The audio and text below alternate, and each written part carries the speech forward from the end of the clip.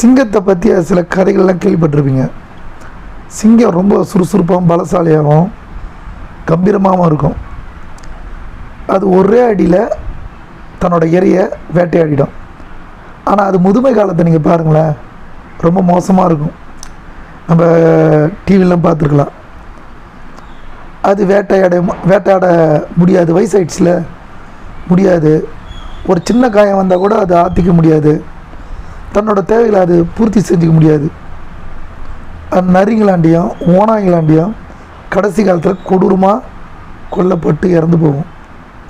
அதே மாதிரி தான் இளமை காலத்தில் நம்ம இருக்கும்போது ஞான மார்க்கத்தையும் யோக மார்க்கத்தையும் கையாளணும். வயதான காலத்தில் முடியாது, உட்கார்ந்து நிமிர்ந்து உட்கார்ந்து யோக பயிற்சியெலாம் பண்ண முடியாது. யோக பயிற்சியை நீங்கள் செஞ்சு அதோட பலனை நீங்கள் இளமையிலேயே அடையணும். அதுதான் நல்லது. வயதான காலத்தில் பயம், அவநம்பிக்கைகள், குழப்பம், சந்தேகம், உடல் பலகீனம், ஞாபக மறதி இப்படிலாம் வரும், நோயெலாம் வரும்.